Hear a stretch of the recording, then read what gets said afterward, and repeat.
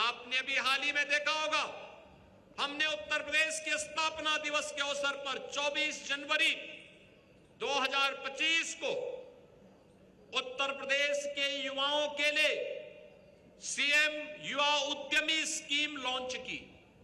CM युवा उद्यमी scheme, कोई भी युवा अगर अपना उद्यम स्थापित करना चाहता है, अपना स्वयं का स्टार्टअप स्थापित करना चाहता है, तो उत्तर प्रदेश सरकार ने व्यवस्था की है, हम उसकी ट्रेनिंग करवाएंगे।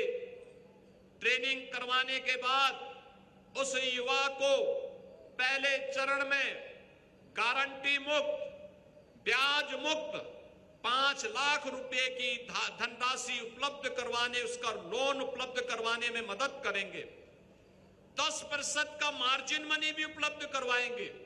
21 वर्ष से 40 वर्ष की उम्र का कोई भी युवा जो भी अपना स्वयं का कारोबार करना चाहता है, उसको ब्याज मुक्त, गारंटी मुक्त, लेकिन मार्जिन मनी से युक्त राशि उपलब्ध करवाने का काम करेंगे। और मुझे बताते हुए प्रसन्नता है कि अब तक 70,000 युवा सीएम युवा उद्यमी स्कीम के साथ जुड़ करके नए उद्यमी बनने के लिए लालायित दिखाई दे रहे हैं। हमारे पास देश का सबसे बड़ा एमएसएमई का सेक्टर उत्तर प्रदेश के पास मौजूद है। 96 लाख एमएसएमई जिस राज्य के पास हो, अलग अलग जनपद में अलग अलग उसके क्लस्टर मौजूद हो, उसको आगे बढ़ने से कोई ताकत रोक नहीं सकती।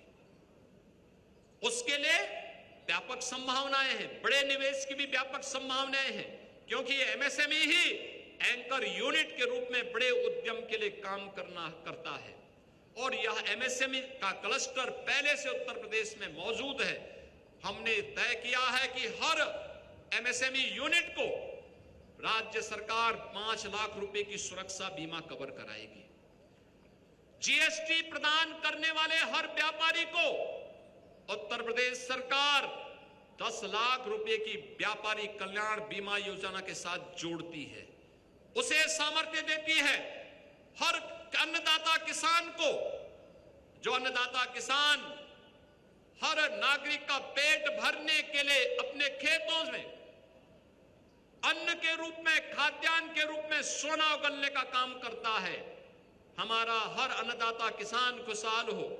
न केवल अन्नदाता किसान के लिए, बल्कि अन्नदाता किसान के साथ साथ उसके सहायक कृषक, उसके परिवार के सदस्यों और उनसे जुड़े हुए अन्य सभी सहयोगियों को प्रदेश सरकार ने किसी भी आपदा की स्थिति में 5 लाख रुपए की मुख्यमंत्री कृषक कल्याण बीमा स्कीम के साथ जोड़ने का काम किया है।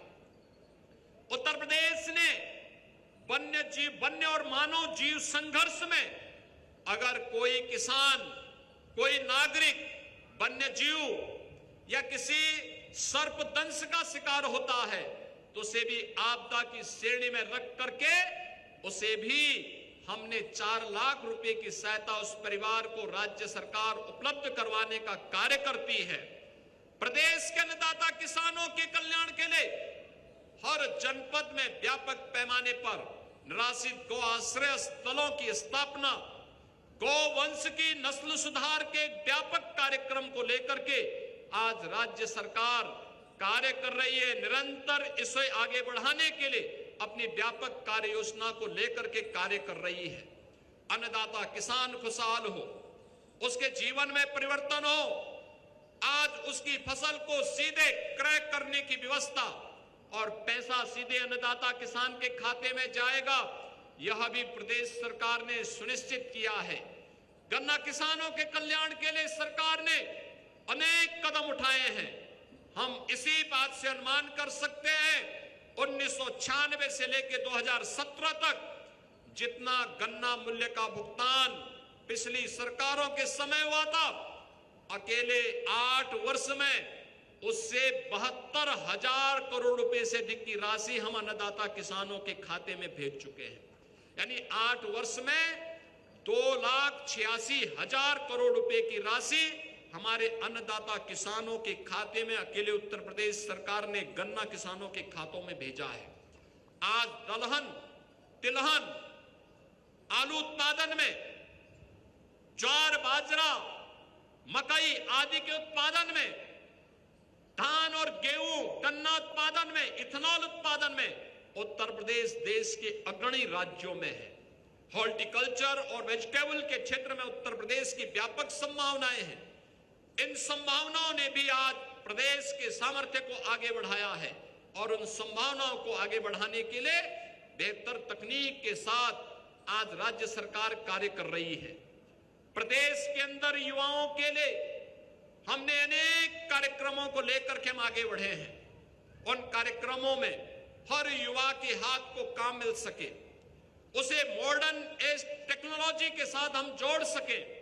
हमने न केवल देश के अंदर प्रतिष्ठित संस्थाओं के साथ बल्कि दुनिया के प्रतिष्ठित संस्थानों के साथ मिलकर के हम इस दिशा में कार्य कर रहे हैं। आज की डिमांड के अनुसार उत्तर प्रदेश के नौजवानों को तैयार करना और उत्तर प्रदेश का नौजवान आने वाले समय में अपनी सामर्थ्य और अपनी प्रतिभा का लाभ उत्तर प्रदेश को दे सके, इस दिशा में भी निरंतर सरकार के द्वारा प्रयास हो रहे हैं। बेसिक एजुकेशन में प्रदेश सरकार ने पिछले 8 वर्ष में ऑपरेशन कायाकल्प के माध्यम से 1,36,000 से अधिक विद्यालयों को ऑपरेशन कायाकल्प की योजना के साथ जोड़ने में सफलता प्राप्त की।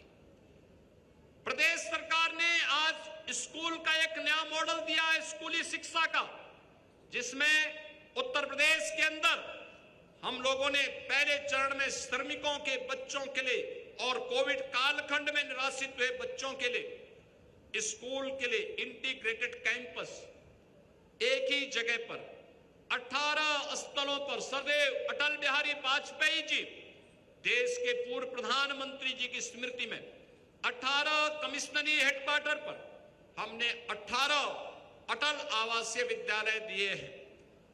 इसका एक नया मॉडल हमने प्रस्तुत किया है।